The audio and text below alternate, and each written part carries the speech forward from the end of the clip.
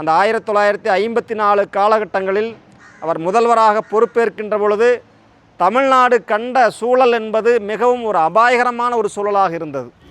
ஒவ்வொரு மனிதனையும் அந்த கல்வி அறிவில் உயர்ந்தவனாக கொண்டு வந்து விட்டால் இந்த தமிழ்நாடு முன்னேறிவிடும் என்பதில் ஒரு ஆணித்தரமான ஒரு நம்பிக்கை கொண்டிருந்தவர் தான் இந்த காமராசர்.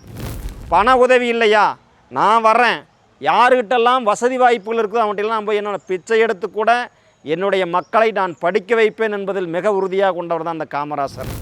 நேருவிற்கு ஒரு ஆலோசகராக அடுத்த பிரதமர்களை உருவாக்கின்ற ஒரு மிகப்பெரிய ஒரு பொறுப்பில் உள்ளவராக இருந்தார். அமெரிக்காவின் மிகப்பெரிய ஒரு குடியரசுத் தலைவரே உங்களை சந்திப்பதற்கு நேரம் கேட்ட பொழுதும் நீங்கள் ஏன் அவருக்கு நேரத்தை தர மறுத்தீர்கள் என்று கேட்கின்ற பொழுது காமராஜர் சொன்ன பதில் என்ன தெரியுமா? என்னுடைய பச்சை தமிழன், என்னுடைய சக தமிழன் அண்ணா அவர்கள் தே மதுர தமிழோசை உலகமெல்லாம் பரவும் வகை செய்தல் வேண்டும் என்று பாரதி முழங்கினானே, அந்த எண்ணத்திற்கு இணங்க. ஹை ஹலோ மை டியர் மக்களே, வணக்கம். இன்றைக்கி வந்து பார்த்துட்டிங்கன்னா பெருந்தலைவர் காமராஜரோட 124 பிறந்தநாள் விழா வந்துட்டு எல்லா பக்கமும் தமிழகம் முழுவதும் வந்து வெகு விமர்சையாக வந்து கொண்டாடிட்டு இருக்கிறாங்க. அவரை வந்துட்டு போற்றும் விதமாக நிறையா இடத்துல வந்துட்டு அவரை வந்து சிறப்பிச்சுட்டு இருக்கிறது வந்து பார்க்க முடியுது. இன்றைக்கி நம்ம அந்தியூர் அரசு ஆண்கள் மேல்நிலைப் பள்ளியோட தமிழாசிரியர் திரு சம்பத்தையா அவர்களிடம் வந்து காமராஜரை பற்றி ஒரு சில விஷயங்கள் வந்து பகிர்ந்து கொள்ள வந்து சொல்லியிருக்கோம். ஐயா வணக்கம். வணக்கம் சார்.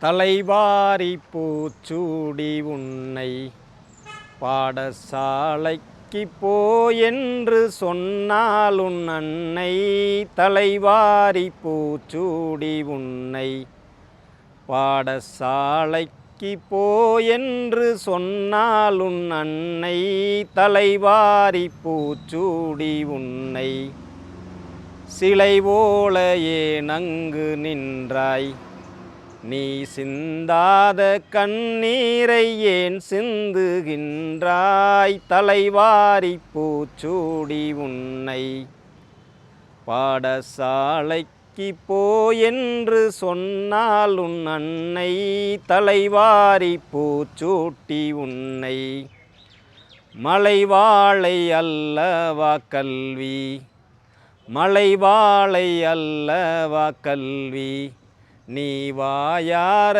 உண்ணு வாய்ப்போ என் புதல்வி, தலைவாரி பூச்சூட்டி உன்னை பாடசாலைக்கு போ என்று சொன்னால் உன் அன்னை, தலைவாரி பூச்சூடி உன்னை. அனைவருக்கும் வணக்கம். இந்த ஒரு இனிய பாடல் ஒரு பாரதிதாசன் அவர்களால் பார்த்திங்கன்னா, ஒரு குழந்தையும் ஒரு தாய் அந்த குழந்தையை பள்ளிக்கூடத்திற்கு அனுப்புகின்ற பொழுது அந்த தாயை பிரிந்து ஒரு குழந்தையும் அந்த ஒரு குழந்தையை பிரிந்து ஒரு தாயும் எவ்வளோ ஒரு துன்பத்திற்கு ஒரு மன கஷ்டத்திற்கு ஆளாவார்களோ அதை பிரதிபலிக்கின்ற ஒரு அற்புதமான ஒரு பாடல். அதை ஏன் இன்றைக்கு காமராஜரை பற்றி பாடுகின்ற பொழுது நான் இதை குறிப்பிடுகிறேன் என்றால், ஒவ்வொரு குழந்தையும் படிக்க வேண்டும், ஒவ்வொரு குழந்தையும் பள்ளிச்சாலைக்கு போக வேண்டும், படிப்பறிவில்லாத யாரும் இந்த தமிழ்நாட்டில் இருக்கக்கூடாது, தான் மட்டும் உயர்ந்தால் போதாது, ஒரு சமூகமும் உயர வேண்டும் என்ற ஒரு நல்ல எண்ணத்தோடு அப்பழுக்கற்ற ஒரு மனிதனாக வாழ்ந்த ஒரு பாமரன் அந்த காமராஜனை பற்றி நான் பேசுகின்ற ஒரு அற்புதமான வாய்ப்பு கிடைக்கின்ற பொழுது என்னுடைய நெஞ்சம் நெகிழ்கிறது. ஏனென்றால் ஒரு சாதாரண ஒரு கிராமத்தில் ஒரு பாமரனாய், ஒரு ஏழைக்கு மகனாய், படிப்பறிவில்லாத ஒரு தந்தைக்கு மகனாய், சிறு வயதிலேயே தந்தை இழந்த ஒரு சாதாரண குடும்பத்தில் பிறந்த ஒரு காமராஜன் என்பவர் தமிழகத்தை 10 ஆண்டுகள் ஆண்டார் என்றால் அது உலக வரலாற்றில் ஒரு மிகப்பெரிய ஒரு சாதனை. அந்த 1954 காலகட்டங்களில் அவர் முதல்வராக பொறுப்பேற்கின்ற பொழுது தமிழ்நாடு கண்ட சூழல் என்பது மிகவும் ஒரு அபாயகரமான ஒரு சூழலாக இருந்தது. படிப்பறிவில் நம்முடைய தமிழ்நாட்டுடைய நிலை தாழ்ந்திருந்தது. அதேபோல் எழுத்தறிவில் நம்முடைய தமிழ்நாட்டுடைய சதவீதம் மிக குறைவாக இருந்தது. இந்த ஒரு சூழலில் நம்முடைய அரசாங்கம் பொருளாதார நிலையில் தள்ளாடி கொண்டிருந்த பொழுது காமராஜர் செய்த சாதனைகள் என்பது அளப்பெரியது. அதற்காக அவர் என்னென்ன செய்தார்கள், என்னென்ன விஷயங்கள் எல்லாம் அவரால் சாதிக்க முடிந்தது என்பதைத்தான் நாம் இப்பொழுது ஒரு சில நிமிடங்கள் நாம் அதை பார்க்க போகிறோம். ஒன்று, என்னை பொறுத்தவரை அவர் செய்த மிகப்பெரிய ஒரு விஷயம், அந்த கல்வி அறிவை தமிழ்நாட்டில் உள்ள ஒவ்வொரு வீடுகளுக்கும் கொண்டு செல்ல வேண்டும். ஒவ்வொரு மனிதனையும் அந்த கல்வி அறிவில் உயர்ந்தவனாக கொண்டு வந்து விட்டால் இந்த தமிழ்நாடு முன்னேறிவிடும் என்பதில் ஒரு ஆணித்தரமான ஒரு நம்பிக்கை கொண்டிருந்தவர் தான் இந்த காமராசர். அவர் அந்த காலகட்டத்தில் ஒரு 4ஆம் வகுப்பு 5ஆம் வகுப்பு மட்டுமே படித்திருந்த காலம். அவரால் மீண்டும் ஒரு உயர்கல்வியை கற்க முடியாத ஒரு சூழல். அதனால் தான் படிக்க முடியவில்லை, ஆனால் தான் சார்ந்த சமூகம் கற்க வேண்டும் என்ற ஒரு புனிதமான எண்ணம் அந்த மனிதருக்கு. அதனால்தான் எங்கெல்லாம் பள்ளிகள் இல்லையோ தொடக்கப் பள்ளிகளை அனைத்து இடங்களிலும் கொண்டு வாருங்கள், குறைந்தபட்சம் ஒரு 3 கிலோமீட்டருக்கு ஒரு தொடக்கப்பள்ளி வர வேண்டும் என்பதில் ஆணித்தரமாக தன்னுடைய கல்வி அமைச்சருக்கு அவர் உத்தரவிடுகிறார். பண உதவி இல்லையா, நான் வர்றேன், யாருக்கிட்டெல்லாம் வசதி வாய்ப்புகள் இருக்குதோ அவங்கள்ட்டெல்லாம் நான் போய் என்னோட பிச்சை எடுத்து கூட என்னுடைய மக்களை நான் படிக்க வைப்பேன் என்பதில் மிக உறுதியாக கொண்டவர் தான் அந்த காமராசர். அதனால் கிட்டத்தட்ட பார்த்திங்கன்னா 3 கிலோமீட்டருக்கு ஒரு தொடக்கப்பள்ளி, 5 கிலோமீட்டருக்கு ஒரு நடுநிலைப்பள்ளி, மேல்நிலைப்பள்ளி என்று தமிழ்நாடு முழுவதும் 12,000 பள்ளிகளை திறந்தவர் தான் இந்த காமராசர். பள்ளிக்கூடம் மட்டும் திறந்தால் பத்தாது. ஐயா ஒரு நாள் காரில் அப்படியே போயிட்டுருக்காரு. அவர் செல்கின்ற பொழுது ஒரு 2 சிறுவர்கள் மாடு மேய்த்து கொண்டு இருக்கிறார்கள். இவருக்கு பார்த்த உடனே ஆச்சரியம், என்னடா நாம் இத்தனை பள்ளிக்கூடங்களை கட்டியிருக்கிறோம், நிறைய ஆசிரியர்கள் நியமிச்சிருக்கிறோம், ஆனால் இந்த பையன் மாடு மேய்ச்சிட்ருக்கிறானே. ஐயாவுக்கு ஒரே ஒரு கவலை, ஒரு வருத்தமாக இருக்குது. அந்த சூழலில் டே தம்பி இங்கே வாடா அப்படின்னு கூப்பிட்றாரு. என்னடா தம்பி பள்ளிக்கூடத்தை கட்டி வச்சுட்டு இத்தனை ஆசிரியர்கள் நான் நியமிச்சிருக்கிறேன், உனக்கு சொல்லிக் கொடுக்க சொல்லி ஏன்டா இப்படி ஆடு மேய்ச்சிட்ருக்கிறியாடா மாடு மேய்ச்சிட்ருக்கிறியாடா அப்படின்னு சொல்லி அவர் கேட்குற போது சொல்கிறாரு, ஐயா எங்களுக்கு பார்த்தீங்கன்னா ஆடு மாடுகள் இருக்குது, நான் பள்ளிக்கூடத்துக்கு போயிட்டுனா அந்த ஆடு மாடுகளை மேய்க்கிறதுக்கு ஆள் இல்லைங்கய்யா. 2வது பார்த்திங்கன்னா எங்கள் வீட்டில் சாப்பிடுவதற்கே மிகவும் கஷ்டமான ஒரு சூழலாக இருக்குதுங்கய்யா. அதனால் இந்த சிறிய வேலைகளை செஞ்சால் தானுங்க எங்களுக்கு ஒரு வேளை கஞ்சியாவது கிடைக்குங்கய்யா அப்படின்னு சொல்லி அந்த பையன் அந்த சாப்பாட்டுக்கு கூட இல்லாத அந்த வறுமை நிலையை அந்த காமராஜரிடம் அவன் அப்படியே பார்த்தீங்கன்னா அழுதுட்டு சொல்கிறான். அப்பொழுது காமராஜருடைய மனதில் ஒரு புதுமையான ஒரு திட்டம் வருகிறது. அட பசியோடு இருக்கிறனால தான் நீ பள்ளிக்கூடத்துக்கு போகலையா அப்படின்னு சொல்லி அவர் அப்படியே அந்த காரில் பயணம் செய்து கொண்டிருக்கிற ஒரு புதிய யோசனை வருது. அதுதான் இன்று உலகத்திற்கெல்லாம் ஒரு முன்னோடியாக இருக்கின்ற அந்த சத்துணவு திட்டம், அந்த மதிய உணவு திட்டம் அப்படிங்கிற ஒரு திட்டம். உடனே அவர் போய் பார்த்திங்கன்னா தன்னுடைய அலுவலகத்தை சென்ற உடனே அங்கே இருக்கின்ற அதிகாரிகள் எல்லாம் பார்த்திங்கன்னா அழைத்து இதுக்கான விஷயங்கள் எல்லாம் என்ன செய்யலாம் அப்படிங்கிற தொடர்பாக அவர் ஒரு திட்டம் போடுறாரு. அதன் அடிப்படையில் உருவானதான் அந்த மதிய உணவு திட்டம். அதனால் பார்த்திங்கன்னா எல்லோருமே பள்ளிக்கூடத்துக்கு வர்றதுக்காக மதிய உணவு கொடு. அப்போது அந்த பார்த்திங்கன்னா ஆடு மேய்த்து கொண்டிருக்கின்ற மாடு மேய்த்து கொண்டிருக்கின்ற அந்த மாணவர்கள், அந்த ஏழை குழந்தைகள் ஒருவேளை சாப்பாடு, நல்ல சாப்பாடு பள்ளிக்கூடத்தில் கிடைக்கிறது என்ற எண்ணத்திற்காக அனைவரையும் பள்ளிக்கூடம் வந்தார்கள். அப்படி அனைவரையும் பள்ளியை நோக்கி இழுத்து வந்தவர் தான் இந்த காமராசர். அந்த 1954 1965 வரை இந்த 10 ஆண்டுகள் கல்வியில் அவர் ஏற்படுத்திய புரட்சி தான் இன்று தமிழ்நாடு கல்வியில் ஒரு உயர்ந்த ஒரு மாநிலமாக, இந்தியாவில் ஒரு 30 மாநிலங்களுக்கு மேலாக உள்ள மாநிலம் ஒரு சிறந்த மாநிலமாக உருவானதற்கு மிக முக்கியமான காரணம் நம்முடைய காமராஜர் அவர்கள்தான். அது மட்டுமல்ல, மிகப்பெரிய அணைகளை எல்லாம் கட்டி இன்றைக்கி பார்த்தீங்கன்னா நீர்ப்பாசனம், அந்த நீர் மேலாண்மை திட்டத்திற்கு ஒரு மிகப்பெரிய அடிகோலாக வித்திட்டவர் காமராசர் தான். இன்று நாம் இந்த மண்ணால் கட்டப்பட்ட நம்முடைய பவானிசாகர் அணையின் மூலம் நம்முடைய தமிழ்நாடு நீர்ப்பாசன தேவையில் ஒரு பாதியளவு பூர்த்தி செய்கிறது. மேட்டூர் அணை திட்டம் அவர் கட்டினதில்லைங்க, 1934 அவர் கட்டினதில்லை. ஆனாலும் இதை போன்று மிகப்பெரிய அணைகளையும் மிக சிறிய அணைகளையும் தடுப்பு அணைகளையும் கட்டி தமிழ்நாட்டை நீர்ப்பாசன தேவைகளில் பூர்த்தி செய்து அந்த மிகப்பெரிய ஒரு விளைச்சலுக்கு மக்களுடைய பசிகளை போக்குவதற்கு அடிப்படையான விஷயங்களை கொண்டு வந்தது நம்முடைய காமராஜர் அவர்கள்தான். காமராஜருக்கு பிறகு எத்தனையோ அரசியல் காட்சிகள் சூழல்கள் மாறியிருந்தாலும் இன்று மிகப்பெரிய அணைக்கட்டுகள் வந்ததா? இல்லை. நீர்ப்பாசன மேலாண்மை திட்டங்கள் வந்ததா? இல்லை. அத்தனை திட்டங்களுக்கும் அன்று 1954 ஒரு 10 ஆண்டுகள் அவர் கொண்டு வந்த திட்டங்கள் தான் காரணம். அதே போன்று மிகப்பெரிய தொழிற்சாலைகள் பார்த்தீங்கன்னா பெரம்பூரில் ரயில் பெட்டி தொழிற்சாலை, அதேபோல் ஃபோட்டோ ஃபிலிம் தொழிற்சாலை என்று எத்தனையோ மிகப்பெரிய திட்டங்களை கொண்டு வந்த மிகப்பெரிய ஒரு பங்களிப்பு காமராஜரையே சாரும். அதே போன்று நேருவிற்கு ஒரு நெருக்கமாக, நேருவிற்கு ஒரு ஆலோசகராக, அடுத்த பிரதமர்களை உருவாக்கின்ற ஒரு மிகப்பெரிய ஒரு பொறுப்பில் உள்ளவராக இருந்தார். அதேபோல் காமராஜர் அவர்கள் எளிமையின் உருவமாகவும் அனைவருடைய வாழ்க்கைக்கு ஒரு முன்னுதாரணமாகவும் திகழ்ந்தவர். ஒரு சிறிய நிகழ்வில் பார்த்திங்கன்னா அப்பொழுது பார்த்திங்கன்னா ஒரு எடை போடும் இயந்திரம் 1960 காலகட்டங்கள் இந்தியாவில் அறிமுகமாக இருந்தது. அந்த எடை போடும் இயந்திரத்தில் ₹1 நாணயம் போட்டுத்தான் நம்முடைய எடையை பார்க்க முடியும். அந்த சூழலில் நேரு அவர்கள், காமராசர் அவர்கள் மற்றும் மற்ற மந்திரிகள் அனைவரும் அந்த ₹1 நாணயத்தை போட்டு தங்களுடைய எடையை பார்த்தார்கள். காமராசர் மட்டும் அந்த இடத்திலிருந்து இல்லாமல் வேறு தூரமாக ஒரு இடத்திற்கு சென்று விட்டார். உடனே நேரு தேடுகிறார், எங்கே காமராசர் என்று. காமராசர் அந்த இடத்தில் இல்லை. உடனே நேரு சொல்கிறார், அந்த மனிதருடைய சட்டை பையில் ₹1 நாணயம் கூட இருக்காது, அதனால் அவர் வேறு இடம் சென்றிருப்பார், சென்று அவரை அழைத்து வாருங்கள் என்று அவரை அழைத்து வருகிறார்கள். நேரு தன்னிடமிருந்த ₹1 நாணயத்தை அவருடைய பாக்கெட்டில் போட்டு அவருடைய எடையை கண்டுபிடித்தார்களாம்.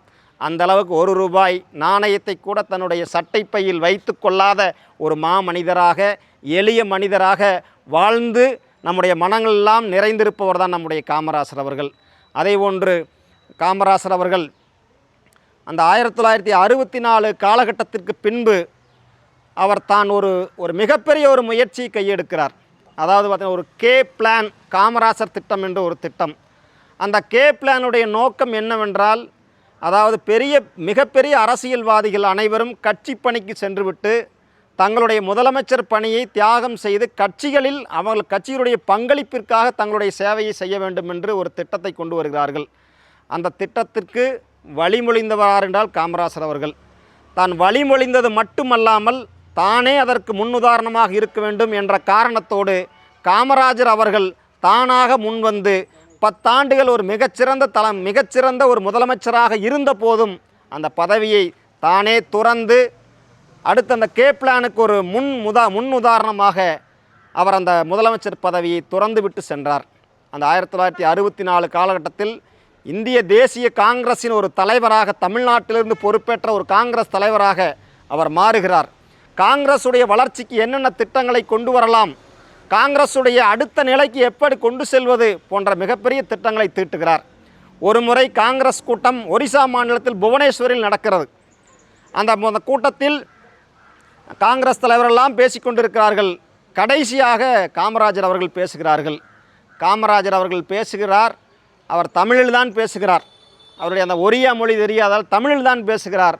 அவர் பேசி முடித்தவுடன் மிகப்பெரிய ஒரு கைதட்டல்கள், ஆரவாரங்கள் எழுகிறது.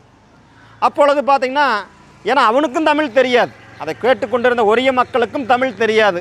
ஆனால் அப்பொழுது ஒரு நிருபர் சென்று ஒரு சாதாரண நபரை பார்த்து ஒரு கேள்வி கேட்கிறார். அவர் தமிழ் மொழியில் பேசுகிறார்.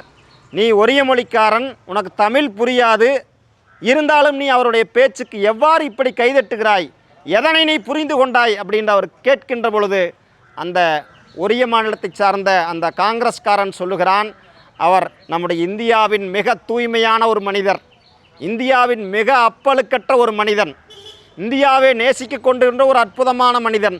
அவருடைய வாயிலிருந்து வரக்கூடிய வார்த்தை நல்லதும் உண்மையானதும் சத்தியமானதான் தவிர வேறு எந்த வார்த்தையும் இருந்திருக்க முடியாது. அதனால்தான் அவர் பேசினாலே அது சத்தியம்தான், அதற்காகத்தான் நான் கைதட்டுகிறேன் என்று காமராஜருடைய அந்த புகழை அந்த பத்திரிகை நிருபரிடம் சொல்லுகிறார். இதை விட ஒரு சான்று வேறு என்ன இருக்க முடியும்? அண்ணா அவர்கள் நம்முடைய தமிழ்நாட்டின் முதலமைச்சராக இருந்த பொழுது ஒரு முறை அமெரிக்க நாட்டிற்கு செல்கிறார். அமெரிக்க அதிபர் நிக்சனை சந்திப்பதற்கு நேரம் கேட்கிறார். அப்பொழுது நிக்சன் அவர்கள் இவருக்கு நேரத்தை ஒதுக்க மறுக்கிறார். ஆனால் மீண்டும் எந்த விதமான மன வருத்தம் அடையாமல் அண்ணா அவர்கள் திரும்பி வந்து விடுகிறார். இந்த செய்தி காமராஜருடைய காதுகளுக்கு செல்கிறது. ஒரு முறை அதே போன்று நிக்சன் அவர்கள் எங்கே வருகிறார் என்றால் இந்தியாவிற்கு வருகிறார். இந்தியாவிற்கு நிக்சன் அவர்கள் வருகை புரிந்த பொழுது அங்குள்ள மிகப்பெரிய ஒரு மனிதரிடம் கேட்கிறார், இந்தியாவில் நான் சந்திக்க வேண்டிய முக்கியமான மனிதர்கள், மிக முக்கியமான நல்ல மனிதர்கள், நல்ல இதயம் படைத்த மனிதர்கள், கருணை படைத்த மனிதர்கள், சமூகத்திற்காக வாழ்ந்து கொண்டிருக்கிற அல்லது வாழக்கூடிய மனிதர்கள், மக்களுடைய மனங்களில் வாழக்கூடிய மனிதர்கள், அதுபோன்று ஒரு 3 நபர்களை சொல்லுங்கள், நான் அவர்களை சந்திக்க வேண்டும் என்று கூறுகிறார்கள். உடனே நேரு அவர்கள் சொன்னது முதலில் காமராசர், இரண்டாவது அன்னை தெரசா என்று சொல்லுகிறார். அந்த 3 மனிதருடைய பட்டியலில் முதல் நபராக இருந்தது காமராஜர் அவர்கள். உடனே நிக்சன் அவர்கள் காமராஜரை சந்திப்பதற்காக நேரம் கேட்கிறார். ஆனால் காமராஜர் அவர்கள் நிக்சனை சந்திப்பதற்கு நேரத்தை ஒதுக்க மறுக்கிறார். ஏனென்றால் இவர் அமெரிக்காவுடைய மிகப்பெரிய குடியரசுத் தலைவராக இருக்கிறார். இப்பொழுது நம்முடைய சாதாரண ஒரு காங்கிரஸ் தொண்டராகத்தான் இவர் காமராஜர் அவர்கள் இருக்கிறார். அப்பொழுது இருந்தாலும் ஒரு அமெரிக்க குடியரசுத் தலைவரை நான் சந்திக்க முடியாது என்று சொல்லிவிடுகிறார். உடனே இந்த தகவல் செய்தியாளர்களுக்கு சென்று காமராஜரிடம் இந்த கேள்வியை கேட்கிறார்கள். அமெரிக்காவின் மிகப்பெரிய ஒரு குடியரசுத் தலைவரே, உங்களை சந்திப்பதற்கு நேரம் கேட்ட பொழுதும் நீங்கள் ஏன் அவருக்கு நேரத்தை தர மறுத்தீர்கள் என்று கேட்கின்ற பொழுது காமராஜர் சொன்ன பதில் என்ன தெரியுமா? என்னுடைய பச்சை தமிழன், என்னுடைய சக தமிழன் அண்ணா அவர்கள் ஒரு முறை அமெரிக்கா சென்ற பொழுது அவரை சந்திக்க மறுத்துவிட்டார், நேரம் ஒதுக்க மறுத்துவிட்டார். தமிழனை சந்திக்காத ஒரு மனிதனை, என்னுடைய தம்பி அண்ணாவை சந்திக்காத ஒரு மனிதனை நான் சந்திக்க விரும்ப மாட்டேன். அதனால் நான் அண்ணாவை சந்திக்காத நிக்சனை நானும் சந்திக்கப் போவதில்லை என்று பெரும்பான்மையாக தமிழனுடைய உணர்வுகளுக்கு மதிப்பளித்து, தமிழனை மதிக்காதவனை நானும் மதிக்க மாட்டேன் என்று தமிழுக்கும் முக்கியத்துவம் கொடுத்த மிகப்பெரிய ஒரு மாமனிதர் தான் நம்முடைய வாழ்ந்து மறைந்த காமராஜர் அவர்கள். காமராஜரை போல் இன்னொரு மனிதன் வாழ முடியுமா என்றால் கண்டிப்பாக இல்லை. தன்னுடைய தாய், தன்னுடைய அம்மா, தன்னுடைய அதிகாரிகள் என்ன செய்கிறார்கள் என்றால், தன்னுடைய தாய் இங்கிருந்து ஒரு தொலைவில் சென்று தண்ணீர் குழாயில் சென்று கிட்டத்தட்ட பார்த்திங்கன்னா ஒரு 1/2 கிலோமீட்டர் அவங்க பயணம் செய்து தண்ணி கொண்டு வரக்கூடிய ஒரு சூழல் ஏற்பட்டது.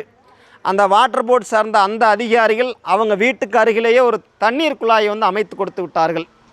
ஒரு நாள் அப்பொழுது அவர் வீட்டிற்கு வருகின்ற பொழுது அவங்க அம்மா வீட்டுக்கு பக்கத்தில் இருக்கிறே ஒரு குழாயில் தண்ணி குடிச்சிட்டு இருக்கிறாங்க. ஐயா பார்க்குறாரு. பார்த்துட்டு அவர் எதுவுமே சொல்லலை. உடனே அந்த அதிகாரிகளை கூப்பிட்றாரு. யாரப்பா எங்கள் வீட்டு பக்கத்தில் அந்த தண்ணி குழாய் அமைச்சு கொடுத்தது அப்படின்னு சொல்லி கேட்குறாரு. ஐயா நான் தானுங்க அமைச்சு கொடுத்தேன். அம்மா ரொம்ப தூரத்தில் போய் தண்ணி பிடிச்சிட்டு வராங்க, ரொம்ப சிரமமாக இருக்குதுன்னு சொல்லி அவங்களுக்கு நான் வீட்டு பக்கத்துலேயே அமைச்சு கொடுத்துட்டுங்க ஐயா அப்படின்னு சொல்லி சொல்கிறாரு. சரி தம்பி, இப்போ என்னுடைய அம்மான்னு சொல்லி எங்கள் வீட்டு பக்கத்துலேயே தண்ணீர் குழாய் அமைச்சு கொடுத்துட்டேன். இப்படி ஒவ்வொரு வீட்டுக்கு பக்கத்துலேயும் ஒவ்வொரு அம்மாக்களுக்கு நீங்கள் குழாய்களை அமைச்சு கொடுக்க முடியுமா? முடியாது. எங்கள் அம்மா எப்படி நீங்கள் மதிக்கிறீங்களோ அதே போல் தான் தமிழ்நாட்டில் உள்ள ஒவ்வொரு பெண்ணையும் நீ மதிக்கணும். அதனால் அரசாங்கம் என்ன செய்ய முடியுமோ அதை மட்டும் செய்யி. அதனால் எங்கள் வீட்டுக்கு முன்னாடி இருக்கிற அந்த தண்ணீர் குழாயை நீக்கிடு. எங்கள் அம்மாவும் சென்று அந்த பொது வெளியில் மக்கள் அனைவரும் பயன்படுத்துகின்ற அந்த தண்ணீர் குழாயில் போய் பைப்பில் தண்ணி பிடிச்சிட்டு வரட்டும் அப்படின்னு சொல்லி, தன்னுடைய தாயாக இருந்தாலும் எனக்கு நாடு தான் முக்கியம், என்னுடைய தாய் நாடு தான் முக்கியம், இரண்டாவது தான் என்னுடைய தாய் என்று தாய் நாட்டிற்கும் அந்த தாய் மண்ணிற்கும் உரிய உணர்வுகளையும் மதிப்புகளையும் கொடுத்தவர் தான் இந்த காமராஜர் அவர்கள். அதனால்தான் சொல்லுகிறேன், காமராஜரை போல் இன்னொரு மனிதர் இங்கு பிறக்கப் போவதில்லை. காமராஜரை போல் புனித எண்ணங்களோடும் தியாக உணர்வோடும் அர்ப்பணிப்புணர்வோடும் இன்னொரு மனிதன் வாழப்போவதில்லை.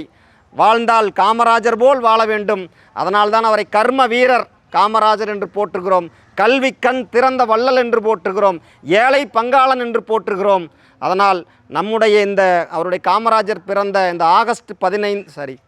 ஜூலை மாதம் இந்த 15ஆம் நாளை நாம் கல்வி வளர்ச்சி நாளாக நம்முடைய தமிழக அரசு கல்வி வளர்ச்சி நாளாக கொண்டாடி வருகிறது.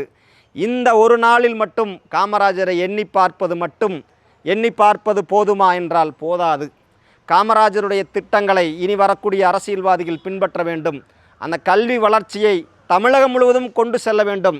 காமராஜர் கனவு கண்டாரே, கல்வியில் உயர்ந்த ஒரு மாநிலமாக தேமதுர தமிழோசை உலகமெல்லாம் பரவும் வகை செய்தல் வேண்டும் என்று பாரதி முழங்கினானே, அந்த எண்ணத்திற்கு இணங்க தமிழையும் தமிழ் நாட்டையும் உலகமெல்லாம் ஒரு புகழ்கின்ற ஒரு மண்ணாக, ஒரு மதிப்புமிக்க ஒரு தேசமாக, உலகில் உள்ள மக்களெல்லாம் வியந்து போற்றுகின்ற ஒரு நாடாக மாற்ற வேண்டும் என்கின்ற அந்த காமராஜருடைய நினைவை, அந்த காமராஜருடைய எண்ணத்தை, அந்த காமராஜருடைய செயலாக்கத்தை ஒவ்வொரு நபரும் ஒவ்வொரு தமிழனும் தங்களுடைய மனதில் இருத்தி கல்வியில் உயர்ந்து நாட்டையும் வீட்டையும் முன்னேற்ற வேண்டுமாய் இந்த நேரத்தில் அன்போடு கேட்டுக்கொள்கிறேன்.